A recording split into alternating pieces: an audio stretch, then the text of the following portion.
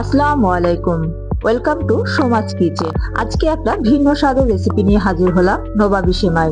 এই সেমাইটাকে আমি প্রথমেই ফুটন্ত গরম পানি দিয়ে একটু ধুয়ে নেব, যাতে করে এটা যে একটা ক্রিস্পি ভাব আছে সেটা চলে যায়। দোকান থেকে যখন কিনবেন সেমাইটা, তখন অবশ্যই ভাজা কিনা দেখে নেবেন। সবসময় ভাজা পরিচ্ছন্ন সেমাইটাই কিনবেন। এবার পানিটাকে একটু ঝরিয়ে নিব। ঝরিয়ে এরকম করে নিয়েছি, শুকনো হয়ে গিয়েছে, যাতে একটু ঝরঝরা ভাব থাকে। এবার চুলায় একটি প্যান বসিয়ে দিলাম। প্যানটা গরম হলে তাতে আমি 3 চামচ ঘি দিয়ে দিব। ঘিটা গরম হওয়া পর্যন্ত অপেক্ষা করব। ঘিটা ভালো মতো গরম হলে তাতে আমি কিছু কাজু বাদাম দিয়ে দিব। কাজু বাদামটা দিলে এটা ঘ্রাণটা বেড়ে যায় এবং খেতে অনেক বেশি মজা লাগে। কাজু বাদামটা লাল করে ভেজে নেব, তাহলে এর ফ্লেভারটা ভালো আসবে। কাজু বাদামটা দিয়ে বেশিক্ষণ ভাজার দরকার নেই, অল্প একটু ভাজলেই এটা রং চলে আসবে। দেখুন লালচে রং চলে এসছে। এবার এটাকে আমি একটা বাটিতে তুলে রাখবো। এবার এই ঘিয়ের মধ্যেই আমি সেমাইটা রান্না করব।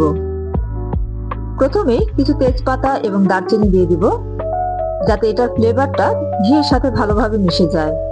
এবার এতে আমি ঝরিয়ে নেওয়া সেমাইটা দিয়ে দিলাম এবং উপরে বেশ কিছু চিনি দিয়ে দিব। চিনিটা স্বাদ মতো, কারণ যে যতটুকু মিষ্টি খেতে পছন্দ করেন ততটুকু দেওয়া ভালো। চিনিটা দিয়ে আমি একবারে নাড়াচাড়া দিব, কারণ এটা ঝরিয়ে নিয়েছি তাই একটু শক্ত হয়ে আছে। আস্তে আস্তে নেড়ে নেড়ে এটাকে ঝরঝরা করে নিব। এই সেমাইটা খেতে খুবই মজা, মুখে স্বাদ লেগে থাকার মতো। বিকেলের নাস্তা, অতিথি আপ্যায়ন, এমনকি ঈদেও যদি এই সেমাইটা রান্না করেন, সবাই একবার খেলে বারবার খেতে চাইবে। নারকেল এবং বাদামের মিশ্রণে এর স্বাদটা বহুগুণ বেড়ে যায়। এভাবে নেড়ে চেড়ে এটাকে ঝরঝরা করে নিতে হবে। অনেকটাই ঝরঝরা হয়ে এসেছে।